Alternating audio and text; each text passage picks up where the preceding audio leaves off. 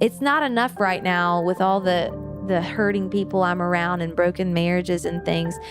I just want people to constantly have more buy-in to the kingdom. Whereas it's not like, oh, you're converted, you don't need more buy-in. No, to stay in this for the long haul, you need experience after experience after experience where selfishly it feels about you. You need that moment for sure, at least once, but maybe more.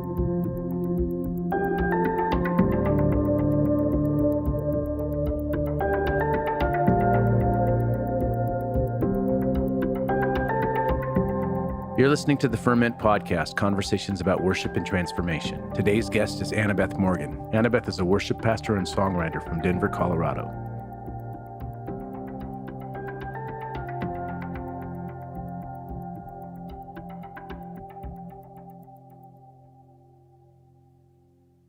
This episode is brought to you by Monk Drums. Monk Drums is a creative desert venture that strives to combine beauty and business as one heartbeat. Monk Drums' main focus is handcrafted wooden drums that allow us to love, assist, and serve all who accompany us on this path. Use the coupon code FERMENTPOD to get 5% off your Monk Drums order. Find them on Instagram, Facebook, and Twitter at Monk Drums, and every Monday look for hashtag Monk Drum Monday. Speaking from personal experience, Monk Drums are wonderfully crafted and they sound amazing. They blend the best traits of both the djembe and the cajon, and I found them to be incredibly versatile in both the live and studio environment. Check them out at monkdrums.com. This episode is brought to you by our friends at worshipteam.com. Worship Team comes preloaded with over 12,000 songs, with new songs being added all the time. Hillsong, Bethel, Vineyard, Jesus Culture, Passion, just to name a few. Service building with Worship Team is a snap, and all the songs are completely legal and licensed. Visit them at worshipteam.com today for a free trial. You can also find them on social media: Facebook at worshipteam.com, Twitter at worshipteam, Instagram at worshipteam_WT. Complete worship planning with thousands of songs, easy interface, mobile apps, and legal rights for your church. All you need in one place: worshipteam.com.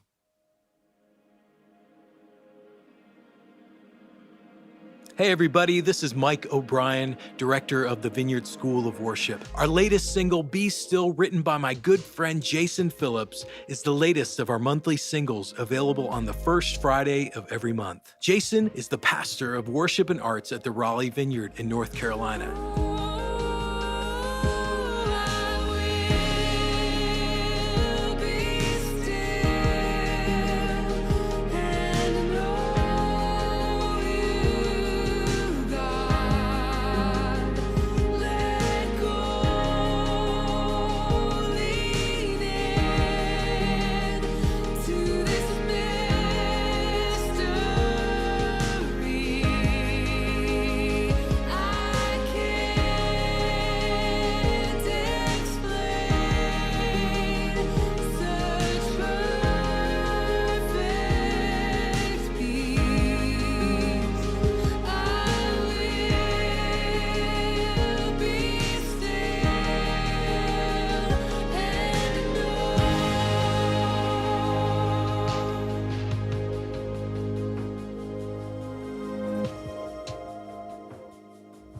Be Still features the powerful vocals of Sarah Elmer. Check it out wherever you listen to music.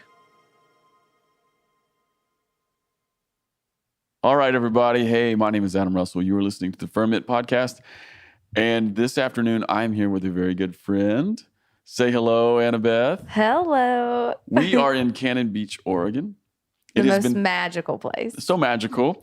It has been pouring down rain for a day and a half, and the sun finally came out. Whoop. We're feeling pretty good about that. And I'll just tell you, Anabeth, I'm really, really excited that you're on the podcast. And I'm just going to tell you straight up front, I kind of maybe want to do something a little different, maybe.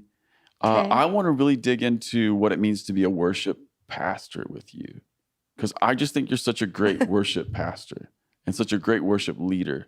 Thank you. Yeah. But before we do that, I think maybe we need to do some groundwork. Okay. Lots of people have heard you sing on Vineyard Records. Lots of people have seen you lead at Vineyard conferences and whatnot, but maybe they don't know who you are, where you came from. So maybe you could give us a little synopsis, like who are you and like where did you come from? I'm just a poor girl from, yeah, it's interesting. I have a twang in my voice because I'm from the Deep South. I was born and raised in Memphis, Tennessee. I have 4 brothers. Woo. So I was raised with lots of shenanigans. I'm almost the baby. So my parents were great and they're still great. But my dad was in ministry.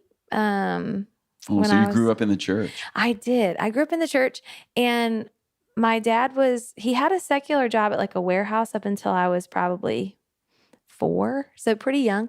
And then I remember he came home and he was like, I want to go to seminary. And my mom was like, well, are you going to work? And he's like, well, I can't go to seminary and work at the same time. So their roles sort of reversed a little bit. And we were really poor, like really, really poor. Yeah. And, but my dad just launched into, I think, Mid-America Baptist Theological Seminary. And that set him on a trajectory to start into ministry. And so I was raised in church. I came to faith early and it was real. It wasn't like a country club conversion sort of a deal. It was like a encounter. Listen, this is how crazy I am. I even believe in those. Well, there you go. I just think God's that good. Counts. Yeah, I think it all counts. Well, it's funny because if you tell that, people are like, oh, but were you really saved? You're like, no, but I was really saved because I was playing in my bedroom when I was 6. And it was like I was playing with my Barbies. I mean, it was so simple. And all of a sudden I was like aware of love in a way that it felt warm to me. And I wasn't a charismatic. So all of that, I wouldn't have had a grid for that even as a young kid. You wouldn't have had language for that. None of it. And so, but I came out of my room crying and my mom said, boys, what have you done to your sister? Because they automatically assumed that they had harassed me because they used to growing up. And I said, no, mommy, Jesus just told me he loves me. And my mom kind of looked and I said, and asked me if I wanted him in my heart. And so the next Sunday I did the deal. You walk down the front with your parents at that age because you're young. Yeah. And then at that church at the time, they took you to a room. They wouldn't let your parents go because they didn't want your parents to influence your answers. So you had to go through this little oh yeah, the interview. Yeah. And I was terrified. But I guess I gave the right answers because I got okayed to be baptized. That's right. You just say yes to everything. And Jesus. Yeah. Do you believe in Jesus? Yes. Yes, right. Do you think he's God's son? Yes. Totally. Did he die for your sins? Yes. Okay, you're baptized. The big one is if you died tonight, where do you think you'd go? My gosh, they dangled you over to hell. Yeah, right. The heaven or hell question. Wow. Okay. So anyway, I was kind of raised in all that. But the turmoil of my childhood probably formed me the most, sadly, with a dad that was in ministry but had secret addictions that I didn't know about and my mom didn't know about. And then came to the surface as his addictions got worse. And so it looked like we would be at church on Sunday and then my dad would go to work on Monday, but then not come home. And then my mom would call the cops like, my husband's missing. It started off that way until it was like, it just became he was out binge gambling. He was out binging on something, and my goodness. Yeah. And so, okay. I hate to ask, go. Maybe this is too personal, but how many times did your mom call the cops saying my husband is missing? Yeah, a lot of times because my mom always was an optimist and wired like me and always was hopeful. That's so painful. Yeah. She always thought honestly, it became a point of I hope he had a car wreck because then it means he's not gambling again or he's not, Oh my goodness. Yeah. And so it was really weird because we were, for better, for worse, taught to keep it all together. Like your dad could lose his job and then he would be leading at church again. And he wasn't the lead pastor. He wasn't up preaching. He preached some, but he was more of like an executive type role, an associate. And so that kind of stuff kind of formed me. How old were you when that happened? The first time? Or when it was happening? Yeah, when it was happening. It sounded like a process there. It was. The most I remember it happening was as I entered into middle school, like sixth grade-ish. Wow, those are formative years as well. That's middle school is tough anyway. Yes. And it was weird because we weren't even allowed to tell, you couldn't tell anybody. Yeah. You weren't supposed to tell anybody. And you were like, yeah, I can't tell anybody because all my friends' parents go to the church and they would probably tell their parents. And then it was like, I can't tell. My mom's sworn to secrecy within her family and my dad's an only child. There's just nowhere to turn to tell. And it created angst in me that I dealt with later in life, as I didn't even realize it was there. There was just a level of current anxiety in my childhood that I just existed in and actually still thrived. I was still a great student, all of that. So it's amazing. Kids are resilient. Yes. But you know goodness. what? We're all like, we're little recorders. It's like we're recording everything and we're holding it oftentimes in our bodies. Yes. I mean, I know that sounds a little woo-woo. No. but I'm just that medieval. I believe that. Like you're carrying that like low-grade fever of anxiety for years. Yes. Okay. How old were you when you started to deal with that? I didn't start dealing with that until I was 30. It's always in the 30s. It's always in the. I have a theory. I've even mentioned this theory on the podcast. I mention it to my church all the time. But like, you turn 30, life gets real. You turn 35, and this is like when people get divorced. This is when people's addictions come to the surface. Mm-hmm. This is when people's anger issues boil over. Yeah, it's very interesting. Like, there's something about that age range. It seems like, we've lived enough life for all of our choices and all of our anxieties and everything that we've carried to have consequence to build up to something that we can see.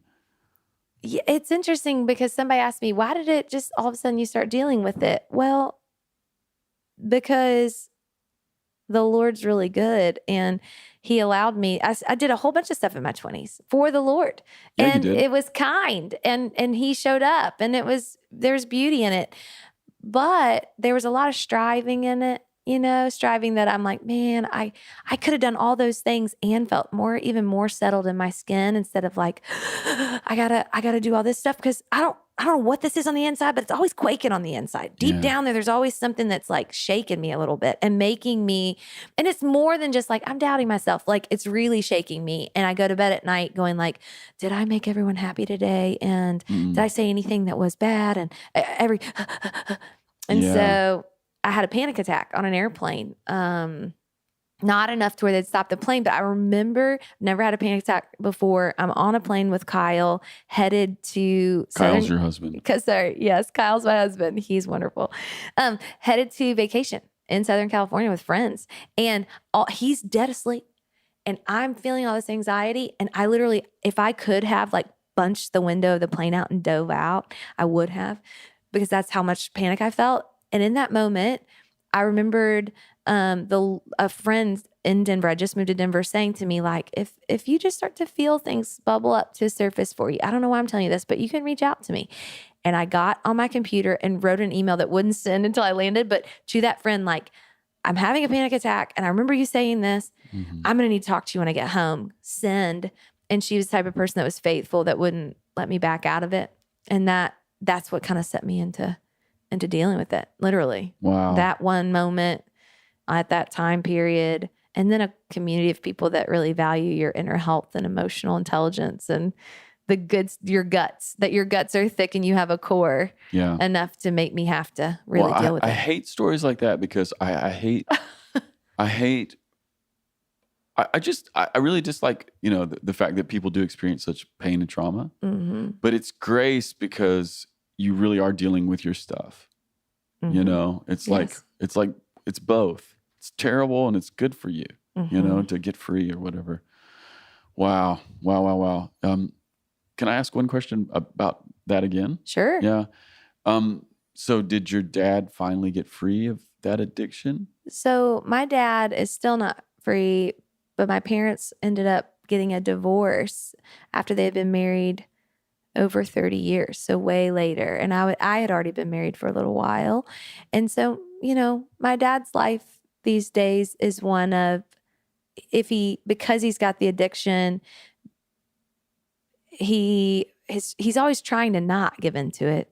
Yeah. But he sits in a trailer in Arkansas and lives with his mom and is very low functioning. And so we do have a relationship, we speak, but it's just hard. You've got these people in your life that form you, and we have this great loving father, like in the Lord, and then you have your earthly father. And I've definitely had to walk out that sort of wrestling with the Lord. Like, this isn't the type of father that you are, but this is the type of father I experienced. And, just the real wrestlings of how you accept, receive, and experience love in general. Yes. And then you go get married and you have to extend that. And that's where the rubber starts to meet the road.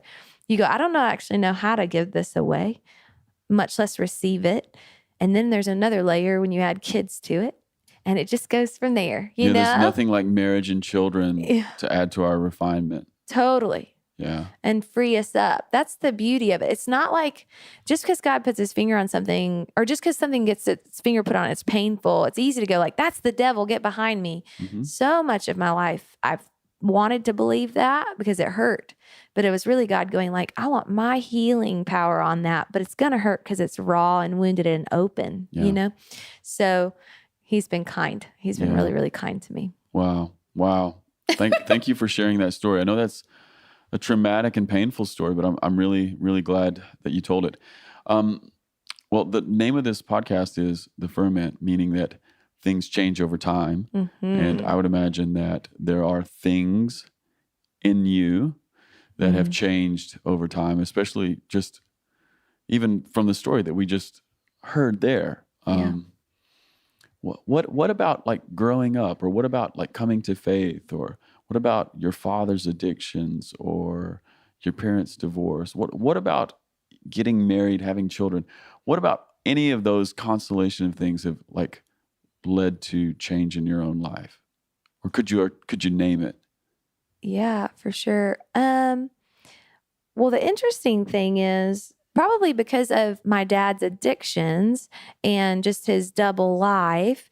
It sounds funny, but it made me angry enough against the way that church looked to me as a kid that I was a good girl and I stayed in church, but I was very on the inside. I was saying like, Jesus in the Bible's cool. And it makes sense when I read it. But this whole church thing, as soon as I get to college and on my own, I'm not sure how I feel about being in that whole church thing. Why do you think that was your, I'm not sure about the church. Why was that your? Oh, because I'd watched it like, my dad's addictions didn't stay secret, right? They stayed secret until they couldn't any longer because his addiction began. It used to be he could get back in time to show up at church, but over time, long years, it was like, oh crap, Dad's not home and it's Sunday morning. What are we going to do now? Got it. Right? Yeah. So he started self-sabotaging. Yeah. And because he just couldn't pull himself away. And so in that decision of going like, I'm not so sure about this church thing and the judgment side of the church, to be honest. Yeah, just feeling that, experiencing that. And it being like your whole family's marked for this type of an attitude. Yeah. It made it where I went, I'm not so sure about the church. And then again, there was a grace in it that I really loved the life of Jesus and I really did love scripture. And that all came from how I was raised in the church. But it gave me a chance to kind of back up, and then God, by his mercy, re-invited me into the church in what I know is the church now, which is my first church inside of my marriage. I got married young. I was 20. And when we got married, I remember telling my husband, Kyle, he was like, well, we moved to Kansas City, Missouri. He's like, where do you want to go to church? And I was like, I'm not so sure about all this. I know I love Jesus. And then he was like, oh my God. I think he probably thought, oh my gosh, I married a girl that I thought loved Jesus in the church. And what is happening? But he didn't put pressure on me. And if anything, within the first 3 weeks of living there, a lady grabbed me at my work and said, do you know who Jesus is? And I'm like, yeah. And she goes, our boss hates Jesus, so don't mention him. You may get fired. And I was like, okay. Pro tip. Right. Pro tip. Like, I don't want you to lose your job because you keep talking about Jesus to these patients on accident, because it just gushes out of you sometimes. You can't help it when he's good. Well, it certainly gushes out of you. Oh. You're an extrovert to the extreme. Totally. Yeah. That's true.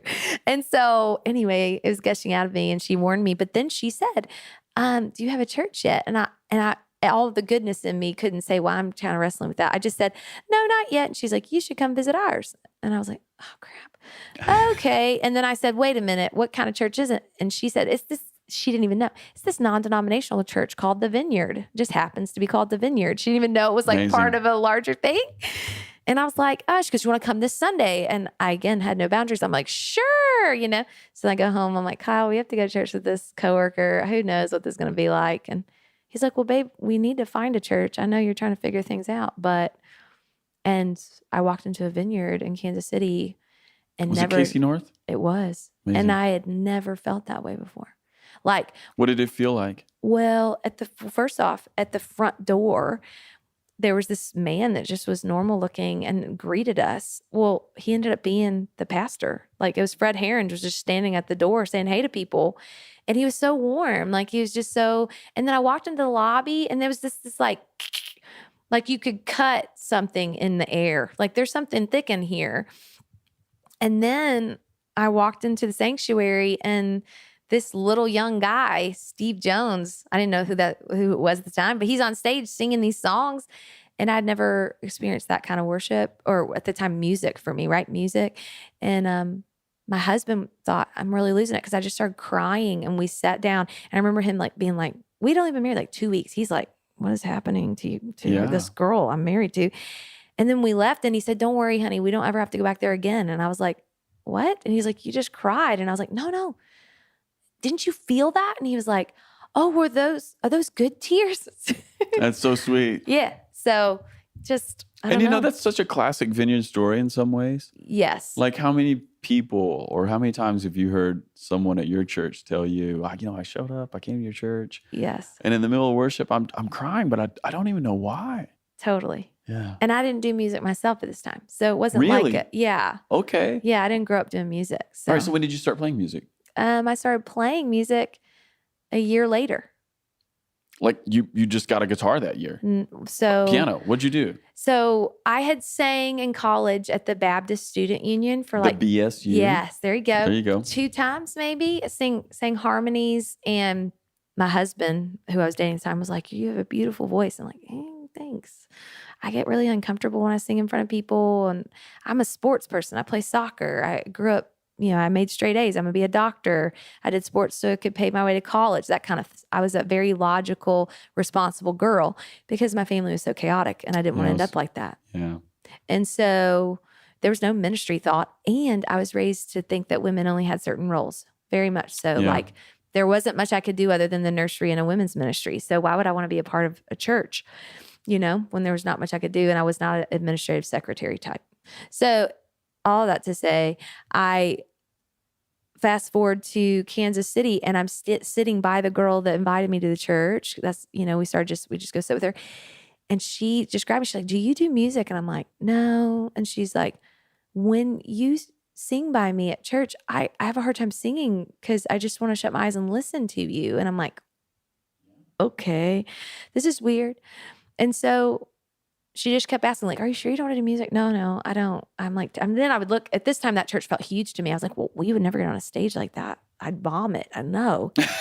Yeah, I'd certainly vomit. Literally. Yeah. I'm like stage fright. Like, I don't know. And so she knew the worship pastor and was like, "This girl." And so I had a message on my phone at work. I'll never forget pulling my friend Amy in and was like, "What did you do?" The worship pastors called and left me a message and asked me if I want to try out for a worship team. I didn't express interest in this. You're the only one that's ever. She was like, "Well, I just couldn't help it." And she was using things like, "I experienced the presence of God." I'm like, I don't even know what that means. Yeah. I had no context. Yeah. So, yeah. So this was just all brand new to you. All of it. All okay, at so once. you went and tried out?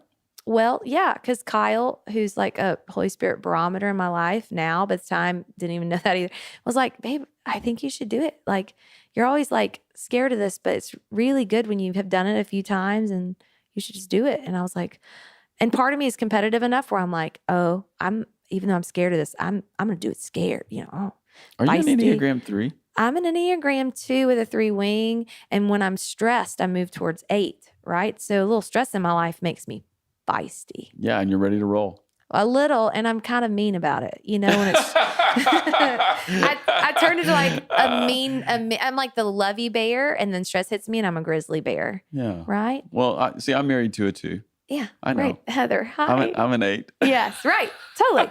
And then in growth, we move towards creativity in 4, Amen. That's a good thing. So I love the Enneagram. Anyway, so I did it, and then I vomited in the bathroom. No, you didn't. At the church. Afterwards. Yeah. And before. Annabeth, you're hysterical. No, here's a real thing. Yeah. At the Kansas City Vineyard, this is hilarious. A lady pulled me aside 2 months later, because I started to serve just singing harmonies, because I was like, I can barely do that. And said, I want to pray for you. I know you have some sort of bulimic issue. I hear you puking in the bathroom. No, I'm not going to laugh at that. That's amazing. Are you kidding me? Not kidding. And my husband was like, oh, you just told her you have stage fright. I was like, yeah, but she was super serious about me having an eating disorder. And I was like, oh, man. Oh, no. Yeah. So anyway, yeah. And then Steve Jones and I started, he asked me, because I was his age, we're the same age. He's like, do you want to help me with the college ministry? And I'm like, aren't we like college age people? And he's like, well, sort of, we'll be fine. You can pastor the girls, but he didn't say pastor. You can lead the girls, I'll lead the dudes. Well, then, because I was singing, he's like, why don't you lead some worship here? And I was like, I don't know. I just sing harmonies. It's fine. And he's like, my friend Josh plays guitar really well. He can play it and you can sing. And it literally just kind of just snowballed from there. It just became, and then the beautiful story, the quick one that probably is worth telling is that Christmas, my husband, we were poor. Yeah, your husband was in med school, right? Uh-huh. Yeah, with my sister-in-law. That's right. It's the weirdest story ever. I forgot about that. Yeah. Oh my gosh. Yeah, it's the smallest We didn't even world know ever. each other. No. This is, yes. I totally forgot about that. That's totally amazing. In Kansas City. Mm-hmm. Oh my gosh. We were like loosely connected and had no idea. And I'm at a Vineyard Church and you're like being initiated into the worship. vineyard. Yeah, it's crazy. I have no, Adam, I didn't even know. This is like epiphany on the podcast. There we go. For me. So he takes all this money and collects like, hey, whatever you would buy Anabeth, just give me some money. I want to bless her. And that Christmas we drove home and they found this like thrift store guitar that was like literally falling apart. And he had everybody write letters and the money was in the hole of the guitar. He gave me this gift and it was just really beautiful because my family doesn't really believe at the time, and some still don't, that women should really lead up front in a capacity in church. But in that moment, they gave money to something that I'm called and made for, right? And I just remember sitting in the living room crying my eyes out like, what is this? And Kyle's like, I want you to buy a guitar because I know if you buy one, you're a hard worker and you'll play it. And I think you're meant to lead. When you're up there on stage singing, you might as well be leading us. And then the senior pastor, Fred Heron of that church, had a prophetic moment and didn't tell me for like 8 years that the Lord was like, that's one of the Vineyard's worship leaders. So have her invested in. He while I was singing harmonies. And so, Kurt Bartlett and Steve Jones and all these people just invested in me in small ways and big ones, but even just the small, the opportunities, Mm-hmm. and I started this worship leading journey that I don't know. It just You unfolded. flourished. Yeah. It's who you are. Well, thanks. It really is who you are. I think a lot of people are worship leaders in terms of they can lead worship or they have some proficiency. But then occasionally I meet people who they are worship leaders, vocationally. That's a Dan Wilt word. Vocationally. How many syllables is that? Yeah, exactly. Yeah. And I just think that's who you are. Thanks. That's amazing. So right there at KC North with Steve Jones. Yep. Back in the day. Amazing. All right. Yeah. Well, here's what I want to do. I want to take a right turn. Great. Can we? Can we talk more about worship leading? Sure. Because I think you have some stuff to say. This is great. First thing I want to ask you as a worship leader, especially as someone who I think is a worship leader in their soul, what makes you feel alive as a worship leader? Oh man, a lot of things, but for sure the first, if I could prioritize them, I think this would be the top. It literally for me is the people. It really is. It's the fact that any other venue of music is entertaining people. It is always about people, but with worship leading, it's it's no fun to go somewhere by yourself. Mm. It's always That's a great way to put it. Yeah, it's just no fun to go to a party alone. It's way more. It's not a party without the people. So, what makes me come alive in worship leading specifically is showing up to a stage and going, "Oh my gosh, Lord, you're entrusting these folks to me to lead them to you." What a better privilege. There's just no greater privilege. And I come alive watching them engage his presence. Some going scared to death, going what is it? Right. And they're not responding. So for me, people are like, I just love when the whole room's hands are raised. That's beautiful. But it's even more beautiful when my friend who is so far from Jesus is inching closer to the kingdom, and I get the vantage point of watching it. Yeah, you maybe see that person sing for the first time. Ever. Or even like feel, the first time somebody feels something and their eyes kind of like Jovi right now, my 3-year-old. Anytime she hears a noise, she'll go, did you hear that? But her eyes get really big. Yeah. You see these moments all the time in rooms of worship. People's eyes get big, or you see them kind of like shudder a little bit. Like, what is happening? Why am I feeling this? Much less sing the songs and go, I'm not even sure I believe this, but I'm willing to try and sing it. And then all the mysteries of like the way that singing words forms it in your heart, all those things, right? Yeah, it's sharing the moment with a bunch of people. It is.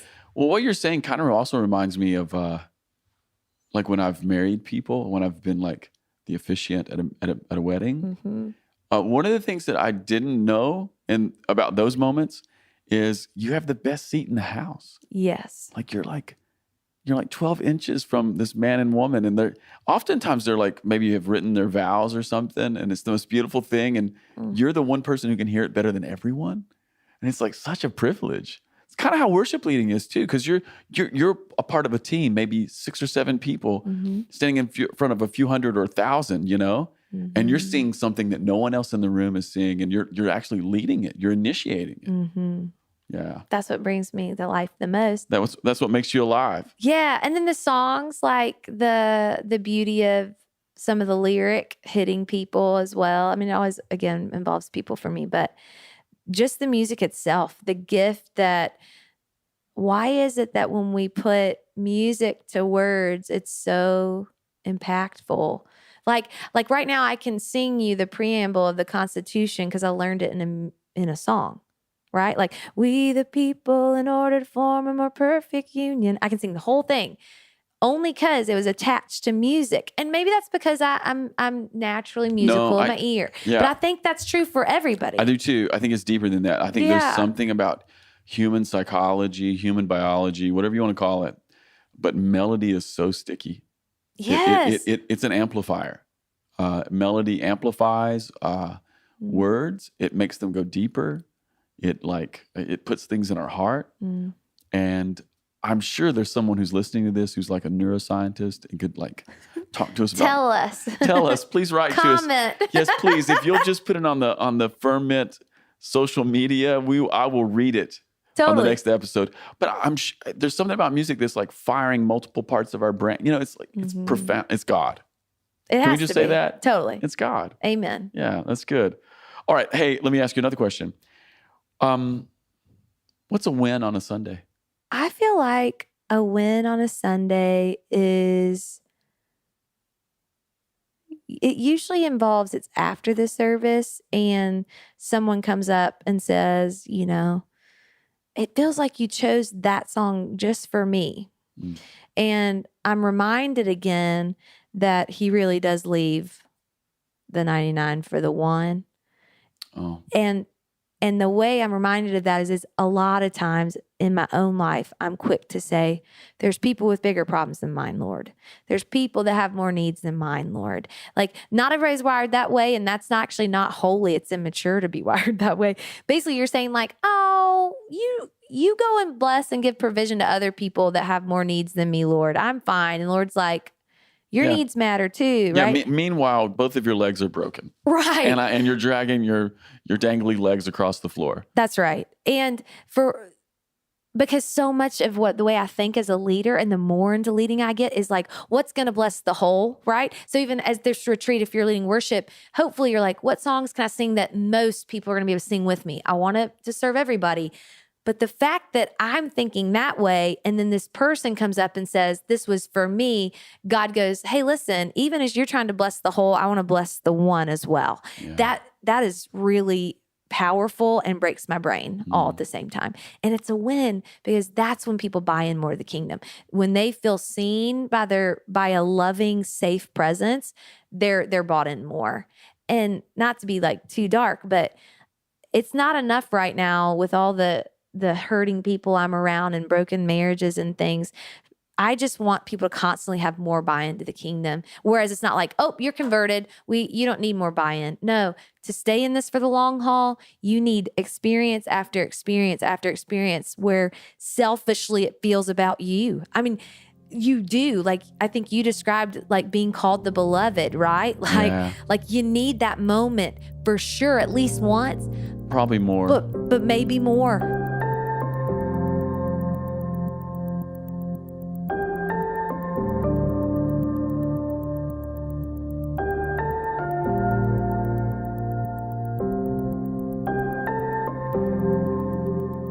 Yeah, I mean, I was telling that story last night when I was speaking. Like, I got really profoundly touched one time at a super charismatic renewal meeting, like in the floor, and I had a man praying for me start yelling that, you're the beloved of God at me, which is the oddest thing in the world, right? Totally. There's a sense in which it's crazy, Yes, right?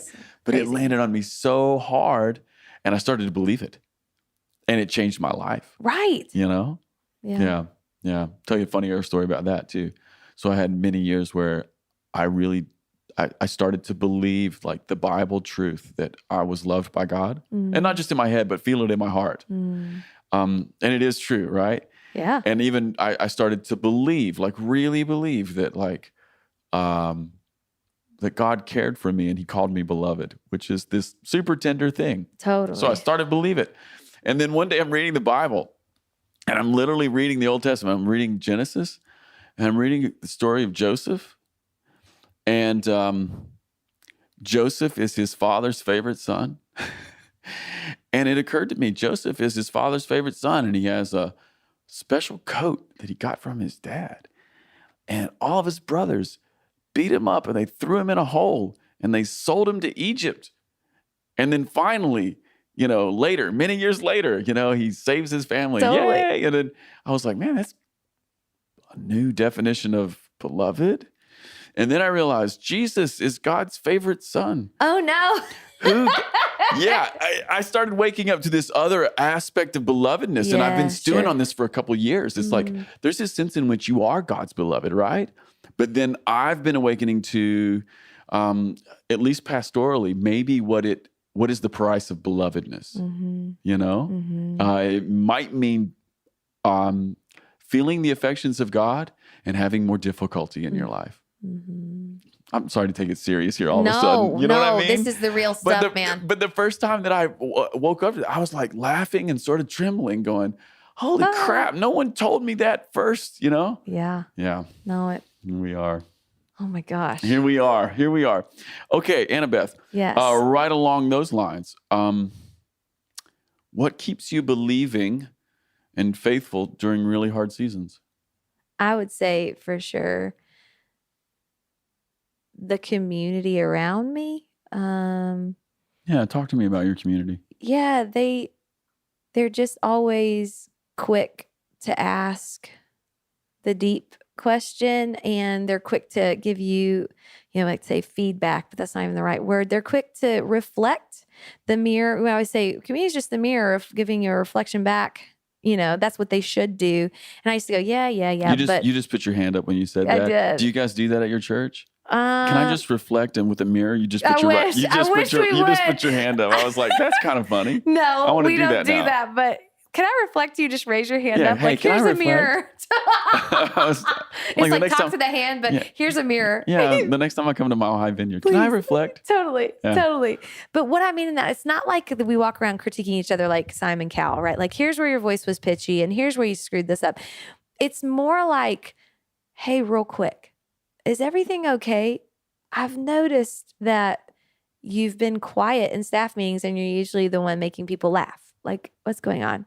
And I so appreciate, we have exercises that are rhythmed into our staff calendar. Like every year we do this one where it's basically, you would sit if you were on our staff, and it would be Adam's turn, and each staff member would tell you the most positive way they experience you, like the biggest gift, and then the most negative way they experience you. Whoosh. In front of everyone? Drop the mic in front of everyone. Not like all the staff, pastoral staff. So it's a little smaller crew. Yeah. You know, like you have the major big staff and then the Yeah. smaller. The custodian isn't there for this meeting. That's right. Yeah, but everybody who's like lead pastoring, leading some aspect of the ministry. Yeah. Yep. And you hope to God. How vulnerable is that moment? Oh, well, the first time we did it, we were all like splotchy. It's more actually, you think like, oh gosh, it's my turn. No, it's actually way worse to be giving people negative. That feels way worse. And it can feel really overwhelming. What usually God's gracious in is there's a theme. So your gift is super like obvious.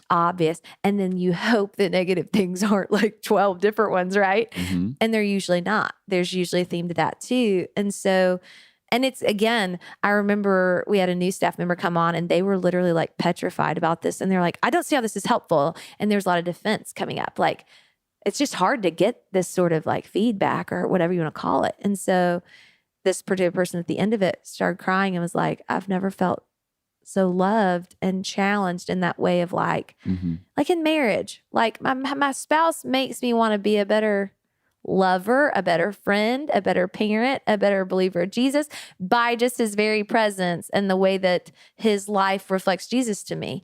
That's what my community does. So when I'm in a tough spot, they're doing these sorts of things, or they've done it in that year and I'm reminded of it in the season where I'm like, hey, remember this. This is the gift you are. It's not always this is the thing you need to work on. It really is as much the celebration, the positive thing. So they care deeply about your soul and this idea of you can't lead people to places you're not willing to go yourself. So you can't stand before people and say, you know, you need to love the presence of God and go after God's kingdom and pray for the sick if you're not willing to be doing those things. It's just empty. And so this all comes from that. Jay and Danielle Pathick planted what was, the first Mile High Vineyard Church. And now it's 6 little neighborhood churches. And that's the thread of, they planted it on that thing of like, our souls cannot be sick and survive this. No matter what your talent is, your character has to be greater. No matter what your not biblical knowledge is, your character must be greater, and they've lived it out. So what I hear in what you're saying is that there's something about the construction of the spiritual family that you have that has forged resilience in you through, in some ways, making you aware of who you really are, the gift that God has given you, the way that you challenge, that's what I'm hearing. It's really beautiful. I hear a community that has not just like loved you and welcomed you by being lovey-dovey, huggy, which I know that they are because they're sweet people. They are sweet people. The word that keeps coming to me as you're telling me this is forged, like prepared. It is like that. I mean, just one really quick thing. Like within the first 6 months of me moving there, this is disorienting, by the way. When you go into a community this way, it feels like, why do I always feel like something on the inside is shaking? Because there's core work being done. It's going deep quickly. And they're not like doing things to you as a project to make you better. It's literally like the love of God is clashing in to this other stuff that you've been carrying a long time. And it's popping to the surface for God to heal. I mean, it's the most intense thing. But I remember in the first, I don't want to say even the first 2 months, there was a leader, a couple, and they led in our church. And apparently they got in a spot where one of the people said, well, then you should just leave. And the amount of people from the staff that rushed to that couple and said, hey, listen, by the way, that's not fair. In marriage, we don't give the back door any authority. The quickness of the response, like you're leading in our church, what's happening in your marriage that this is happening? Just how quick they are to call you out and to go towards it. Much less like right now, a woman in our church has cancer and it's really bad. How quick we've all gone towards sitting in the ER with her for 3 hours, praying healing for her already, like so much that she's like, wow, guys, thank you. I guess keep praying, but wow, I've had so many people at my house trying to pray cancer away in Jesus' name.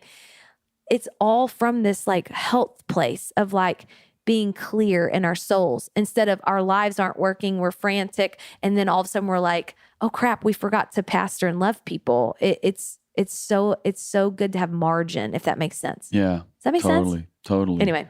That's great. Yeah. That's a really great answer. And I'm really challenged by that story. I just want to tell you, I'm really challenged. That's such a vulnerable experience. Yes. Yeah, amazing. Okay, what do you need to feel supported? And here's what I'm thinking. You're a worship pastor. What do you need from your pastor to feel supported? Well, I didn't know I needed this until he did it. And then it was like, oh,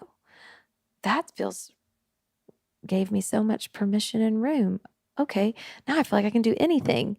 When I first came on staff, within the first 6 months, my pastor grabbed me and he said, hey, listen, I want you when you're leading worship to be so crazy in the Holy Spirit that I have to tell you, wow, now listen, that was weird. Never do that again. And I was like, what? Okay, but I don't ever want to do something that would make you come up and tell me, don't do that again. And he's like, okay, but I'm just telling you, like, that's how much room you have to try things. And at the time I was like, it felt just kind of weird. Like, that feels a little irresponsible. Why would you do that? Then processing like a year later, he said that to me because he knew I was kind of a rule follower, responsible type that would always defer, like, oh, I don't want to extend worship too long because somebody needs to preach, or what about the kids' men? And then, oh, I don't want to, I don't want to be showy. And I had all these insecurities always going off in me. And he was like, I knew if I said this to you, you'd just finally get to the good stuff. It's such a blessing to have a pastor that's willing for you to, what I heard in that was, you can make mistakes though. Like, yeah, amen. Like, that's so supportive versus like, hey, only do fast songs. And by the way, I don't like this song. And what's great is, even in the midst of that, he has say, like, if I do a song and he's like, I didn't love that, it didn't make sense to me, I would listen and probably actually submit because I respect him so much. Yeah. But it's really fun when your pastor says, try things, yes, make take mistakes. Ground. Try something. That's right. I love it. And it really blessed how I was wired more than I knew. And then the longer I've been leading there, I'm like, oh, this really blesses my gifts to fire in a way that they couldn't in other places or other settings. I'll just tell you, the churches that I go to that have worship ministry that I feel like is dynamic, filled with like that tangible sense of God's presence, almost always there's a lead pastor somewhere who has created an atmosphere of risk-taking and permission. Like it just kind of doesn't happen any other way. It's not like I haven't been to all the churches in the world. Right, totally. I'm not the ultimate authority, but I just know that one of the consistent themes is that kind of feeling that Jay has given you.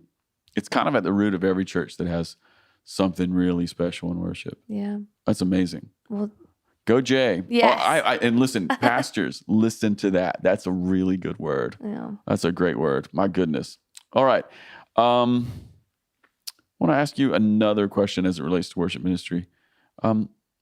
What's the most difficult part of being a worship pastor? I don't know if it's specific to just worship pastoring. I want it to be, but I think it's pastoring in general.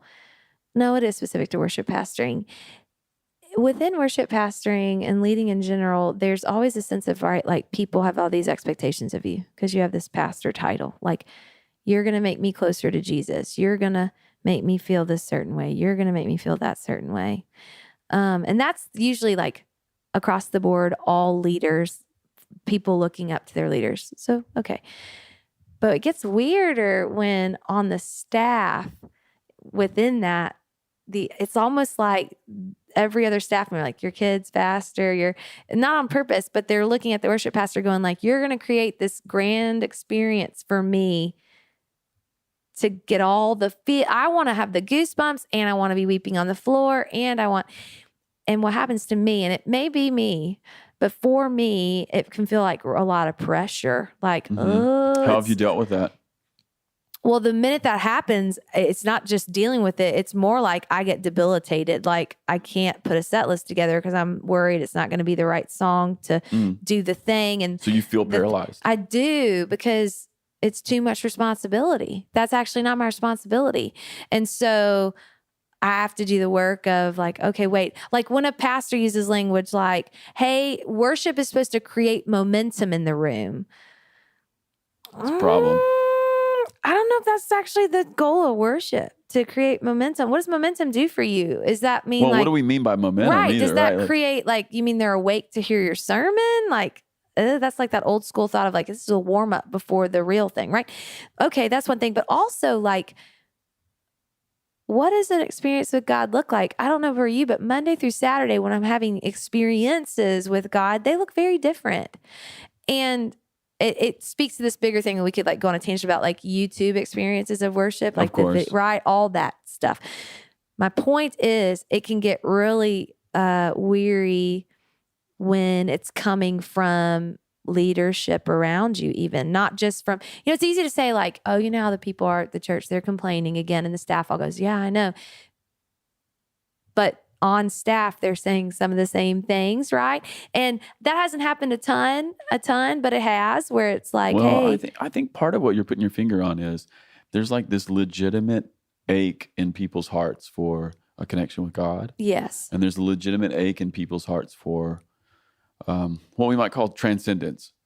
I want to have an experience with God, and I was made for something. Yeah, I was even made for something transcendent. Mm. I've had those experiences. You have too, Yeah. And at the same time, there was real wisdom in what you said. The Monday through Saturday, the Monday following might be a really different sort of experience with the same God. Mm-hmm. And so people don't know how to ratify that or rationalize that. Yeah. It can create a lot of pressure, right? Yes. Yes. And I don't know if maybe some people are aware of that, but I don't think they are to the degree, because we do this thing with staff reports, and what you're aware of is because of what you do is so upfront in a Sunday experience, or even at a worship night or whatever, it's being critiqued. Worship was great this week. I loved the songs, and I felt this and I felt that. There's a lot of areas of the church that don't have that same sort of critique, right? And you're going to get that from people no matter what. Yeah, the greeters were terrible this week. Right. Have you ever had people really point that out? Put that in the letterbox in the back. Right. Greeting was awesome this week. Right. Or ooh, the muffins tasted delicious in the cafe. Yeah. And the temperature was right. Right. But when people in their top list of why they left a church, it's well, I didn't connect with the worship as much as the preaching. The preaching has the same sort of pressure on it, right? Yeah, of course. But these are the two major things, right? And that can really start to wear on your soul if you're not keeping a clear conscience of what do I know in tasting God's presence in my own life? Like I said, Monday through Saturday, that carries over to the Sunday thing that I have to trust is enough.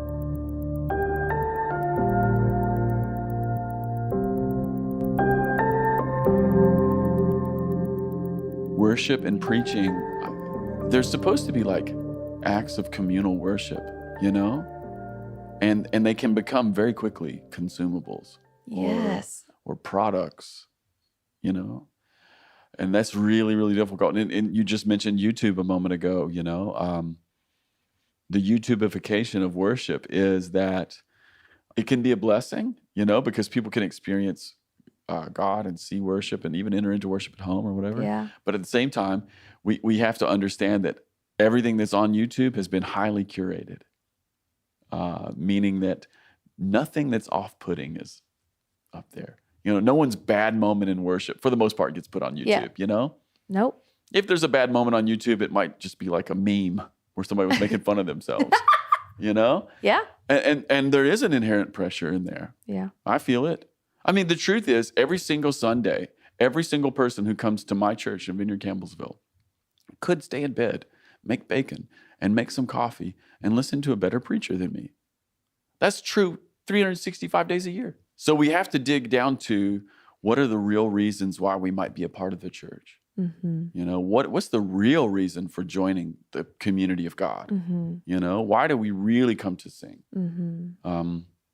That's I think this is the real work of worship pastor and pastor. Yeah, totally. Yeah, because you're right. Our largest church in our city offers a service all the time because you can live stream it and you can play it after the fact. So my favorite is oh yeah, I was tired. So I did church on Sunday night from my bed. Oh, tell me how that was. Because I don't want to just say it's all bad. You don't throw the whole thing out. It's not all bad. Some people back in the day put their hand on their television and said the sinner's prayer, and that had their lives changed. That's right. And I have a mentor that's literally how he came to faith, so I don't want to just downplay all that, but there is something about the joining of people coming together to do the work of worship together and to look eye to eye. That's why, the singing in the round thing is so fun, because it's very rare that you're actually looking into someone else's eyes other than that one worship leader, and you don't usually stare at them. But to look at each other and sing to one another, not just to God and about God, but I'm singing this to you. I'm going, hey, wake up. Yeah. Blessed be the name of the Lord, right? Yeah, of course. Adam, Amen. and that's powerful. Right now, even at our church, we're all in the round. Okay. We do that every February. Yeah. So it's great because the first week everyone comes in, everyone's freaked out, Yeah, it's and then uncomfortable. the second week everybody leans in. Yeah. But it does bring the question, like, what is church for? Yeah. What is church for? Great question. Mm-hmm. Anabeth, you've done so good. You've done so thanks. good. Hey, I want to ask you one more question. This is a question everybody gets on this podcast. Could you just tell me a moment you experienced great joy? Oh man, there's so many, which is a good thing. I'll do a recent one. Great. So recently, a friend of mine, they basically, got pregnant, not planned, and they had. Those are always great. Right. Well, not only that, but they already their only other child is already past 10, so huge age gap between, and the whole pregnancy is wrestled with like dreams. What am I going to do now? Is all those real wrestlings, right? And I had a baby just 5 months ago, and he is pure joy to me. So that's the easy answer. Miles is my moment of joy recently, for sure, over and over again, because he is he's so beautiful. I'm just so overjoyed to have this beautiful new son. But a really fresh one was, leading up to this, there's so much angst, and the daughter was even upset about all this stuff. The whole family system's changing, right? And this couple gives birth to this healthy baby, and going to see them for the first time with my own newish baby that I had planned to have, that I was experiencing so much joy for, into this moment of like, here you go, this unplanned adventure in front of you. And these people are new to faith. Like, there's so much stuff, right? Coming into the home, and the 11-year-old is just over top of this tiny peanut newborn. Like he was like 5 pounds when he was born, tiny. And she looks up, I come in the front door, and she looks up at me and she says, "This is my brother. Yeah. He's perfect." Yeah. I didn't know it could be like this. And see, what I forgot to say is she had been meeting with me for the first 4 months of her mom and dad's finding out, because she was so mad, and they were like, she'll process with you. Would you just be a person? This moment of the literal shift of this is going to be terrible. Yes. Oh, no. The kid, the 11-year-old kid, right? Just to be like, my parents didn't tell me the truth. Yeah, she was so mad and couldn't understand. And then this complete shift. I walk in the door and she's like, this is perfect. And I don't even understand. I didn't know the goodness. And I remember feeling like all the feels, because here I am holding my own infant, right? So it's still fresh to me.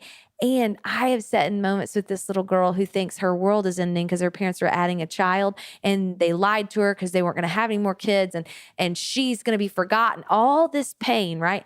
And then it's here, and not only is it not pain, but this little girl, and it's the baby's a moment of joy. Oh, it's like no other. You're just like, God, you really do make all things new and changed in a moment, and I'm so grateful, And then just on top of that, the parents, they're just so alive. They didn't know it was going to be such a gift, and it's just started. And sure, they'll have all the things, right? All the parenting years to come. But this is pure joy for them right now. And because I've just had my own kid, it's all fresh, and I'm aware of it. So that's beautiful. Yeah. That's beautiful. Hey, thanks for coming on. Thank you for having me. It's just You're so such fun. a joy. You're one of my favorite people. You're just such a gift to our movement. And listen, if you don't know Anabeth, you should check out her music. There are smatterings Smattering? Smatterings. Smatterings. Smatterings. Smatterings Like- of music. Yes, smatterings. But I like smatherings. Yeah, I've just made up a word. You can check her music out on Spotify. She has a record called A Place Where Glory Dwells. Why don't you go and stream it? Why don't you stream it over and over? All right, everybody. See you later.